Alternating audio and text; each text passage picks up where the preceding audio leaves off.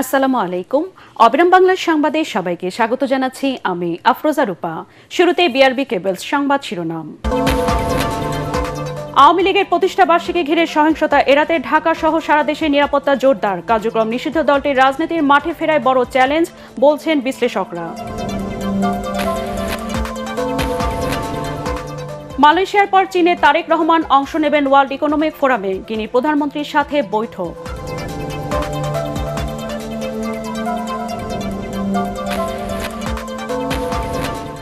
হামিদ টিকার ক্যাম্পেইন না করা ইউনূস সরকারের বড় ভুল, প্রধানমন্ত্রী বিশেষ সহকারী। দুর্নীতি প্রতিরোধে সরকারকে কঠোর হওয়ার আহ্বান বিশেষজ্ঞদের।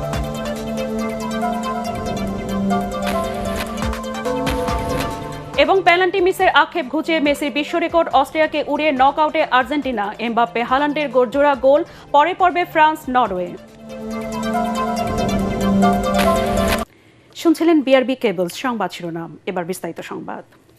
কার্যক্রম নিষিদ্ধ আওয়ামী লীগের ৭৭তম প্রতিষ্ঠা বার্ষিকী আজ। ১৯৪৯ সালের ২৩শে জুন ঢাকার ঐতিহাসিক রোজ গার্ডেনে দলটির যাত্রা শুরু হয়। দলটির প্রতিষ্ঠা বার্ষিকী ঘিরে নাশকতা ও সহিংসতা এড়াতে রাজধানী সহ সারা দেশের নিরাপত্তা ব্যবস্থা জোরদার করা হয়েছে। দলটির কার্যক্রম নিষিদ্ধ থাকায় এবং সরকার বিরোধী কোনো অপ্রীতিকর পরিস্থিতি এড়াতে আইনশৃঙ্খলা বাহিনীর পাশাপাশি স্পর্শকাতর স্থানগুলোতে যৌথ বাহিনী উপস্থিত রয়েছে। ঢাকা মেট্রোপলিটন পুলিশ ডিএমপি জানিয়েছে, মহানগরীর প্রবেশপথ সহ ২০০টিরও বেশি স্থানে চেকপোস্ট বসিয়ে তল্লাশি চালানো হচ্ছে। ধানমন্ডি ৩২ ও গুলিস্তান সহ গুরুত্বপূর্ণ স্থানগুলোতে সতর্ক অবস্থানে রয়েছে আইন শৃঙ্খলা রক্ষাকারী বাহিনী। এর আগে নাশকতা এড়াতে গতকাল থেকে ৩০ জুন পর্যন্ত ঢাকা, গাজীপুর, নারায়ণগঞ্জ, ফরিদপুর, গোপালগঞ্জ ও চট্টগ্রামে সেনা মোতায়েন করে সরকার। এদিকে কার্যক্রম নিষিদ্ধ আওয়ামী লীগের প্রতিষ্ঠাবার্ষিকী উপলক্ষে বিকেলে রাজধানীর বিজয়নগরে প্রতিবাদ সমাবেশ করবে জামায়াত নেতৃত্বাধীন ১১ দলীয় ঐক্য।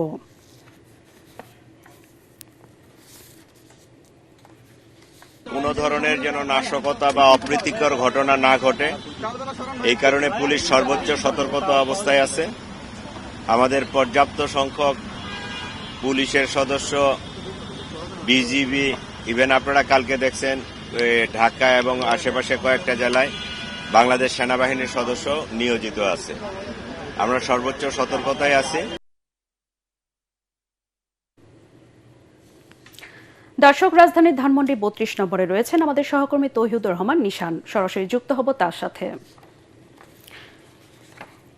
নিশান, ধানমন্ডি ৩২ সহ রাজধানীতে আইন শৃঙ্খলা বাহিনীর অবস্থান কেমন দেখছেন, আমাদেরকে বিস্তারিত জানান।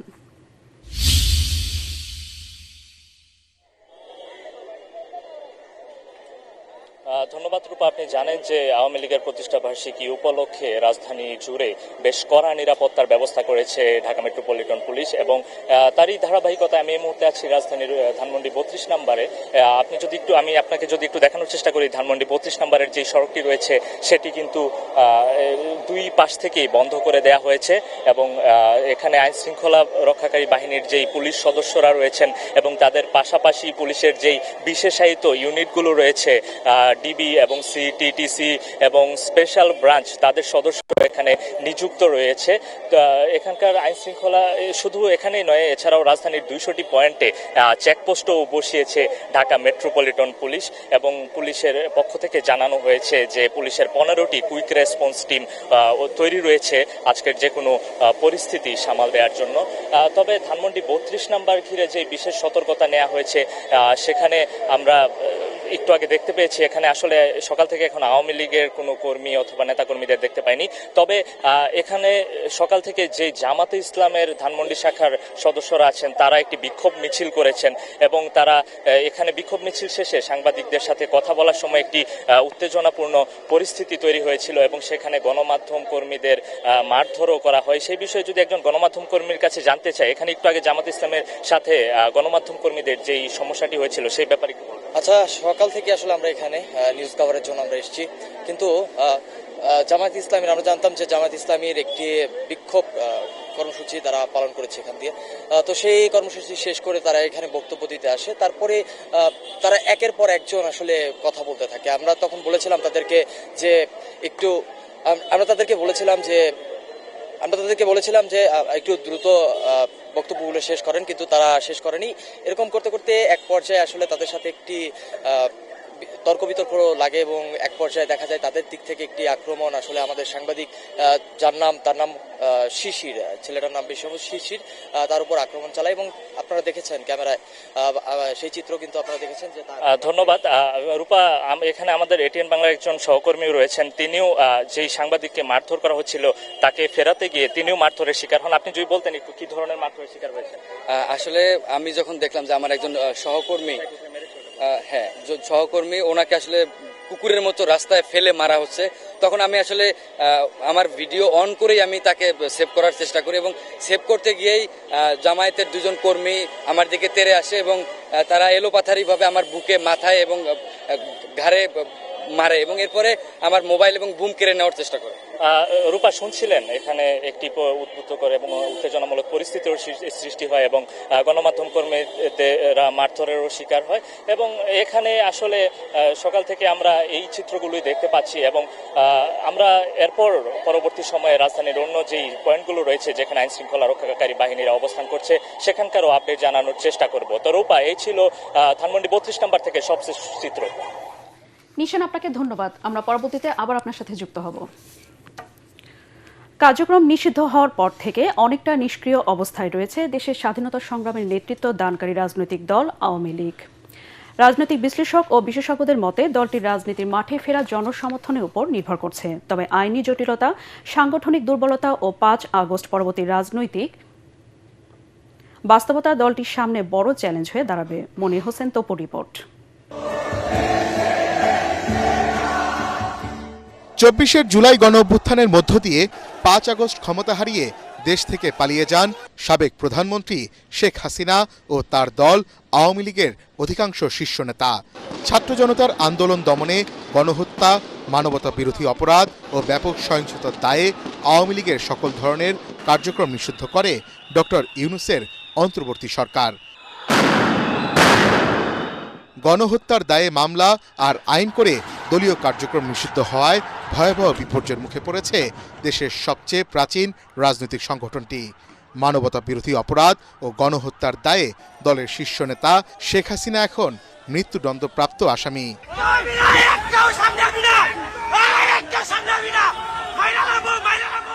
এমন বাস্তবতায় ৭৭তম প্রতিষ্ঠাবার্ষিকীকে সামনে রেখে সম্প্রতি দেশের বিভিন্ন স্থানে ঝটিকা মিছিল করে নিজেদের অস্তিত্ব জানান দেওয়ার চেষ্টা করছে আওয়ামী লীগ সহ অঙ্গ ও সহযোগী সংগঠনের নেতাকর্মীরা। মিছিল করতে গিয়ে প্রতিপক্ষ, সাধারণ মানুষের প্রতিরোধ, আইনশৃঙ্খলা বাহিনীর হাতে আটক হয়েছে মাঠ পর্যায়ের বেশ কিছু কর্মী। রাজনৈতিক বিশ্লেষকরা বলছেন, দেশের ইতিহাসে নিষেধাজ্ঞা কিংবা সংকটের মুখে পড়া রাজনৈতিক দলগুলোর পুনরুত্থানের নজির রয়েছে। তবে বাস্তবতা, বর্তমান প্রেক্ষাপট অতীতের যে কোনো সময়ের চেয়ে অনেক বেশি জটিল। সেই সাথে রয়েছে অভ্যন্তরীণ ও ভূ রাজনীতির নানা সমীকরণ। 5 আগস্টের বাস্তবতা কেউ অস্বীকার করতে পারবে না এবং 5 আগস্টের আগে গত 15 বছরের শাসনকে অস্বীকার করতে পারবে না। এই সময়ের মধ্যে যে গুম, খুন, হত্যা, নিপীড়ন, নির্যাতন হয়েছে, এটা বাংলাদেশের মানুষের মাথার মধ্যে আছে, তাদের স্মরণে আছে এবং এটা থাকবে। যদি আওয়ামী লীগ নাই থাকতো তাহলে 23 তারিখ তো একটা তারিখ, 23শে জুন একটা তারিখ। এই তারিখকে নিয়ে সারা দেশে সাজ রব কেন? পুলিশরা ইন্টারনাল চিঠি দিয়ে নিজেদেরকে সতর্ক করছে কেন? আওয়ামী লীগ আছে বলেই তো করছে। আওয়ামী লীগকে ভুল থেকে শিক্ষা নিয়ে আগামী দিনের পরিকল্পনা নির্ধারণের পরামর্শ রাজনৈতিক বিশ্লেষকদের। অ্যাজ এ হোল দলের কি অপরাধ? এখন যারা বলে যে আওয়ামী লীগকে দল হিসেবে নিশ্চিহ্ন করতে হবে, তারা আওয়ামী লীগকে ভয় পায় বলেই করে। 24-এ যেটা হয়েছে, যে নাকি আওয়ামী লীগের অনেক লোক বলে ষড়যন্ত্র, বা ষড়যন্ত্র বলেন আর যাই বলেন, সাধারণ মানুষ আপনার পক্ষে ছিল না, এটা রিয়েলিটি। আপনি এই রিয়েলিটিকে অস্বীকার করলে ভুল করবেন। আওয়ামী লীগের তরুণ নেতৃত্ব আসতে হবে। আওয়ামী লীগের যে নেতৃত্ব প্রত্যাখ্যাত হয়েছে, যদি সেই নেতৃত্ব আবার আসতে চায়, তাহলে আমি মনে করি আওয়ামী লীগের প্রত্যাবর্তনটা কঠিন হবে, সময় সাপেক্ষ হবে। আওয়ামী লীগের সামনে অনেক চ্যালেঞ্জ আছে। সেই চ্যালেঞ্জগুলো আইনি চ্যালেঞ্জ আছে, সামাজিকীকরণের চ্যালেঞ্জ আছে, রাজনৈতিক চ্যালেঞ্জ আছে। সব চ্যালেঞ্জগুলো মোকাবেলা করে আওয়ামী লীগের ফিরে আসতে হলে জনগণের কাছে তার বিশ্বাসযোগ্যতা লাগবে। মনির হোসেন তপু, এটিএন বাংলা, ঢাকা। মালয়েশিয়ায় 2 দিনের সরকারি সফর শেষে গতকাল সন্ধ্যায় চীনে পৌঁছেছেন প্রধানমন্ত্রী তারেক রহমান।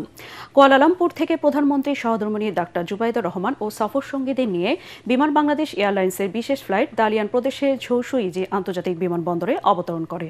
সেখানে প্রধানমন্ত্রীকে স্বাগত জানান লিয়াওনিং প্রদেশের উপগভর্নর এবং চীনে নিযুক্ত বাংলাদেশের রাষ্ট্রদূত।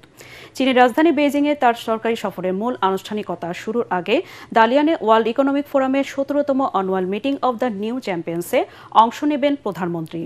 এদিকে চীনে পৌঁছে গিনি প্রধানমন্ত্রী আমাদো ওরিবাহর সাথে বৈঠক করেন তিনি।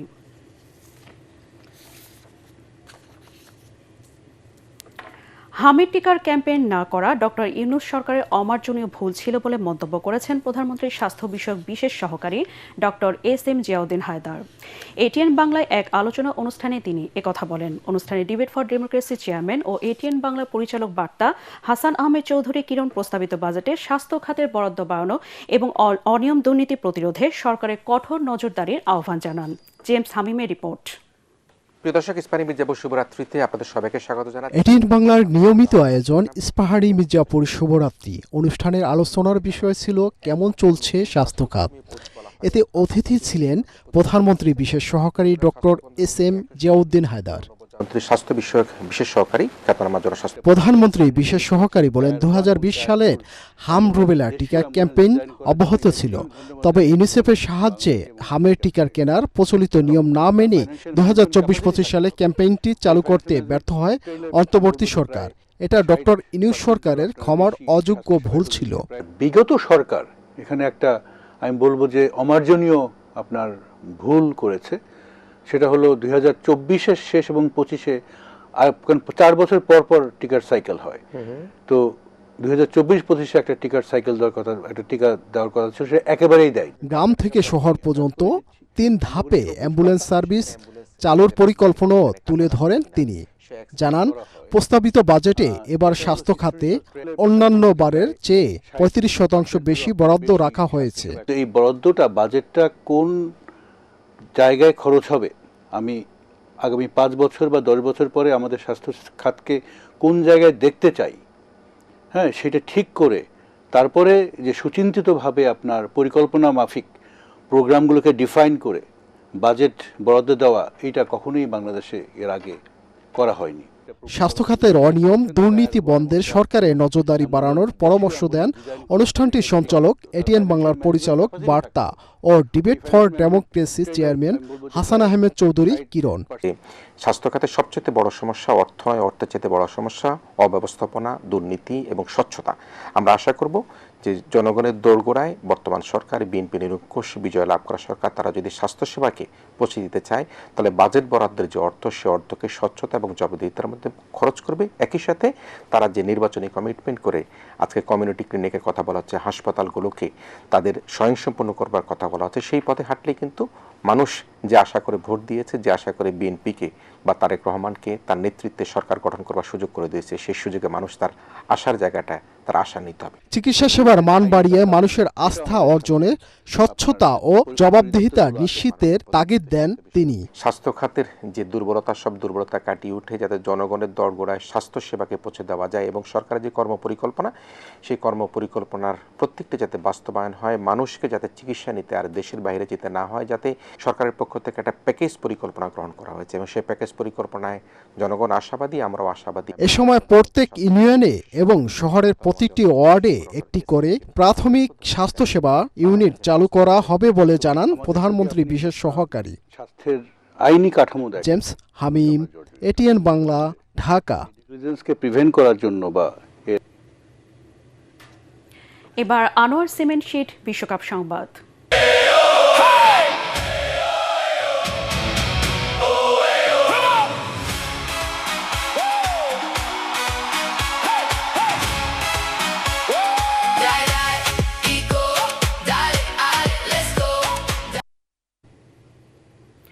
মাঠের গল্পটা আর্জেন্টিনারই হওয়ার কথা ছিল, হলেও তাই।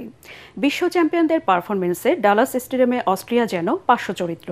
যে গ্রুপে নিজেদের দ্বিতীয় ম্যাচে অস্ট্রিয়াকে 2-0 গোলে পরাজিত করে এক ম্যাচ হাতে রেখেই নকআউট পর্ব নিশ্চিত করল লিওনেল স্কালোনির দল। বিশ্বকাপের সর্বোচ্চ গোলদাতার রেকর্ড করা ম্যাচে 2টো গোলই আসে মেসির পা থেকে। তবে রেকর্ডময় এই ম্যাচে পেনাল্টি মিসের রেকর্ডও এখন মেসির দখলে। পরাগ আরমানের রিপোর্ট। ম্যাচের সবটুকু ফোকাস ছিল লিওনেল মেসিকে ঘিরে। সেই আলোর পুরোটাই সদ্ব্যবহার করলেন এমএল10।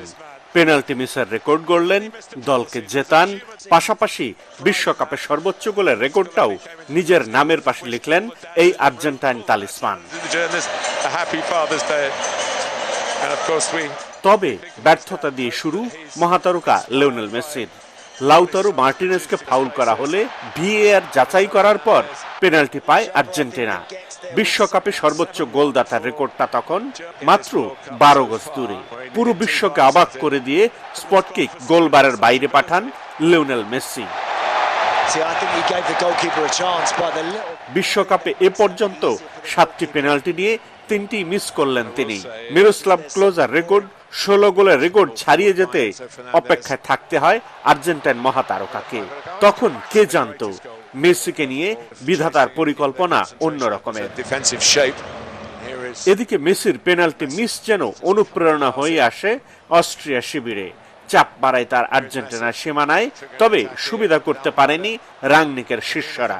উল্টো খেলার 38 মিনিটে ল্যাটিন আমেরিকান ক্লাসিকে লিওনেল মেসি পেয়ে যান ইতিহাসে জীবন কাঠির ছোঁয়া। আর্জেন্টিনাকে এগিয়ে দেওয়ার পাশাপাশি বিশ্বকাপে সর্বোচ্চ গোলদাতার রেকর্ডটি নিজের করে নেন ফুটবলের খুদে জাদুকর। উল্লাসে ফেটে পড়ে স্টেডিয়াম। এক গোলে এগিয়ে থেকেই বিরতিতে যায় লিওনেল স্কালোনের শিষ্যরা। বিরতি থেকে ফিরেও গতি আর আক্রমণে অস্ট্রিয়াকে বারবার পরাস্ত করে আর্জেন্টিনা। ডালাসের গ্যালারি তখন আবারও মেসি ম্যাজিকের অপেক্ষায়। 5 মিনিটের যোগ করা সময়ের শেষ মিনিটে 4 জনকে কাটিয়ে অসাধারণ দক্ষতায় বল জালে পাঠান লিওনেল মেসি। নামের পাশে এবার 18 গোল।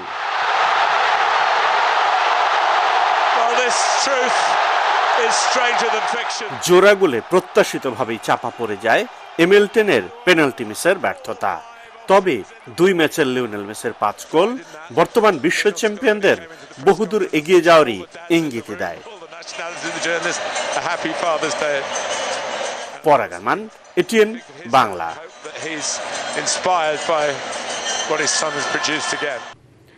বিশ্বকাপে এখনো পর্যন্ত প্রতিপক্ষের জালে আর্জেন্টিনা করেছে 5 গোল, যার সবকটি এসেছে লিওনেল মেসির পা থেকে। নতুন করে গড়েছেন বিশ্বকাপের সর্বোচ্চ গোলদাতার রেকর্ড, আছেন আসলে সেরা গোলদাতার তালিকা শীর্ষে।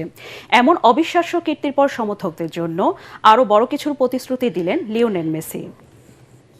ভীষণ বিরক্ত ছিলাম, কিন্তু করে সেটা পুষিয়ে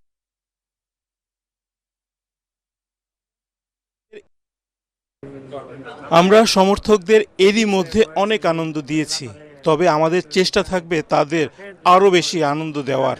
পেনাল্টি মিস করার পর কিছুক্ষণের জন্য নিজের উপর ভীষণ বিরক্ত ছিলাম, কিন্তু পরে গোল করে সেটা পুষিয়ে দিতে পেরেছি। এ যেন আরেক আর্জেন্টিনা। বুয়েন্স আয়ারেসের সেই চেনা উন্মাদনা এবারও আছড়ে পড়ল ঢাকা বিশ্ববিদ্যালয় ক্যাম্পাসে। ম্যাচের শেষ বাঁশি বাজল মাঠে, আর ঠিক সেই মুহূর্তে টিএসসিতে বাঁধ ভাঙা উল্লাসে মেতে উঠলেন হাজারো নীল সাদা সমর্থক।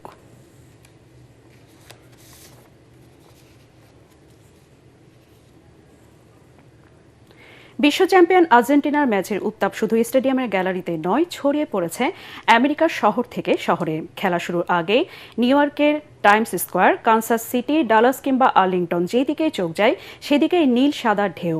গান, স্লোগান, নাচ আর উৎসবের আমেজে হাজারো সমর্থক যেন তৈরি করছেন এক টুকরো বুয়েন্স আয়ার্স। আর লিওনেল মেসিকে ঘিরে আবেগে এই উৎসব পেয়েছে ভিন্ন এক মাত্রা। দেখুন জাহিদুল আলমের প্রতিবেদন। যুক্তরাষ্ট্র জুড়ে বিশ্বকাপের আবহাওয়া এখন তুঙ্গে। নিউ ইয়র্কের টাইমস স্কোয়ার থেকে কানসাস সিটি, ডালাস থেকে আর্লিংটন, বড় বড় শহরগুলোতে শুধু নীল সাদার উচ্ছ্বাস। হাতে জাতীয় পতাকা, মুখে প্রিয় দলের গান আর স্লোগান, সব মিলিয়ে শহরগুলোর পরিবেশ যেন মুহূর্তের জন্য বুয়েন আয়ার্সে পরিণত হয়েছে। উদযাপন দেখে নিরপেক্ষ ভেন্যুর চেয়ে আর্জেন্টিনার ঘরের মাঠই বেশি মনে হচ্ছে।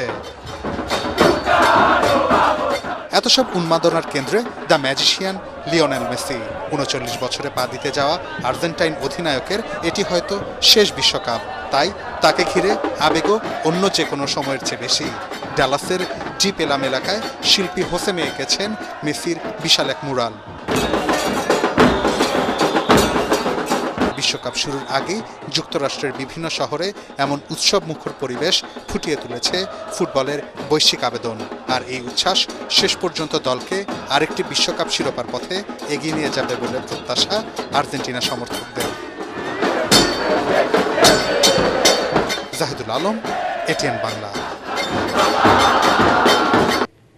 এদিকে লিওনেল মেসির পর এবার জোড়া গোল পেলেন কিলিয়ান এমবাপ্পে এবং আর্লিং হালান্ড। তারকাদের এমন দুর্দান্ত পারফরম্যান্সে নকআউট পর্ব নিশ্চিত করেছে ফ্রান্স ও নরওয়ে। যুক্তরাষ্ট্রের ফিলাডেলফিয়ায় ইরাককে ৩-০ গোলে উড়িয়ে দিয়েছে ফরাসিরা।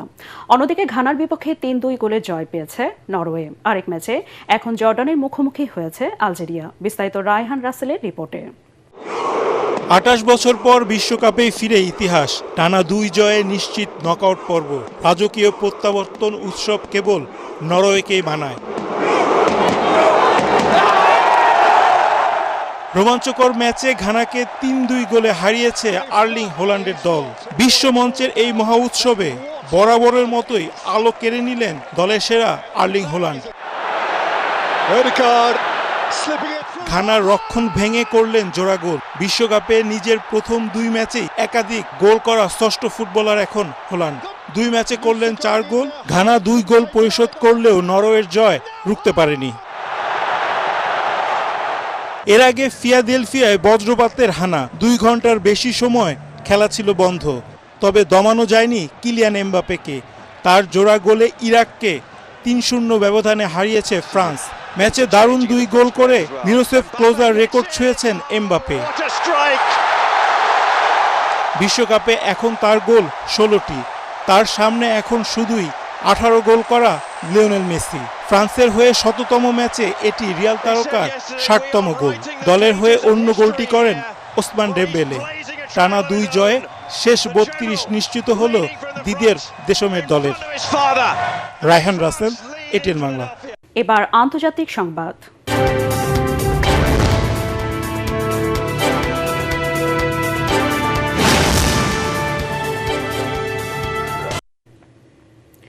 কাতারের রাস লাফান শিল্পাঞ্চলের একটি গ্যাস কারখানায় ভয়াবহ বিস্ফোরণে নিহতের সংখ্যা বেড়ে ১৩ জনে দাঁড়িয়েছে। এ ঘটনায় আহত ৬৬ জন এখনও চিকিৎসাধীন রয়েছেন, তবে তাদের কারো অবস্থা আশঙ্কাজনক নয়। আহতদের মধ্যে ভারত, কাতার, তানজানিয়া, পাকিস্তান, গিনি, নেপাল, বাংলাদেশ, কেনিয়া ও নাইজেরিয়ার নাগরিক রয়েছেন। এটি একটি দুর্ঘটনা, কোনো নাশকতা বা শত্রুতামূলক তৎপরতা নয় বলে জানিয়েছেন কাতারের জ্বালানি মন্ত্রী সাদ আল কাবি। যুক্তরাষ্ট্রের নিউ ইয়র্কে উৎসবমুখর পরিবেশে অনুষ্ঠিত হয়েছে জামালপুর জেলা সোসাইটি ইউএসএর অভিষেক অনুষ্ঠান। জামাইকার আল আকসা পার্টি হলে অনুষ্ঠানের প্রধান অতিথি ছিলেন attending physician NYC health Queens হসপিটালের ডাক্তার মোহাম্মদ গোলাম মুক্তাদির খান। ২০২৬ থেকে ২০২৮ সালে ৩৫ সদস্য বিশিষ্ট নতুন কার্যকরী কমিটিতে রবিউল ইসলাম সভাপতি এবং আব্দুর রহমান বাবুর সাধারণ সম্পাদক হিসেবে দায়িত্ব পালন করবেন। এদিন শপথ বাক্য পাঠ করান প্রধান নির্বাচন কমিশনার সাইদুর রহমান শেল। অনুষ্ঠানে বক্তব্য দেন মুক্তিযোদ্ধা লাভলু আনসার, জহুরুল ইসলাম, আবু এস আশাফুদ্দৌলা লিটন ও মোহাম্মদ আক্তারুজ্জামান সহ অন্যরা। এবার খেলার খবর।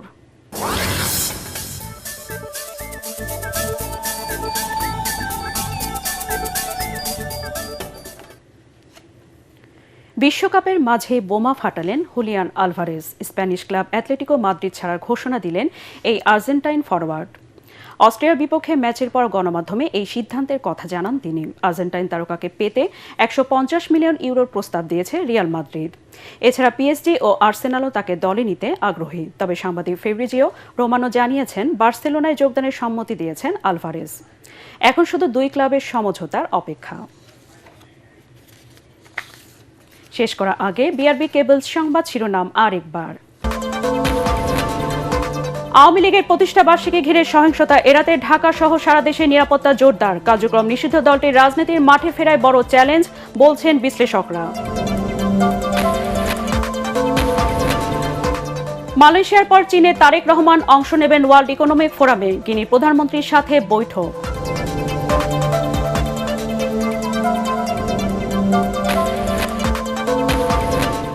হামের টিকার ক্যাম্পেইন না করা ইউনূস সরকারের বড় ভুল, প্রধানমন্ত্রী বিশেষ সহকারী। দুর্নীতি প্রতিরোধে সরকারকে কঠোর হওয়ার আহ্বান বিশেষজ্ঞদের।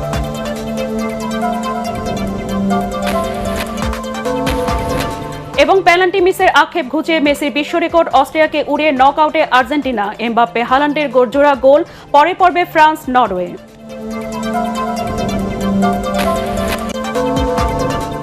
পরবর্তী সংবাদ দেখার আমন্ত্রণ জানিয়ে এখনকার মতো শেষ করছি। এটিএন বাংলা সংবাদ ইউটিউবে দেখতে ব্রাউজ করুন youtube/ATN Bangla News। ধন্যবাদ সবাইকে।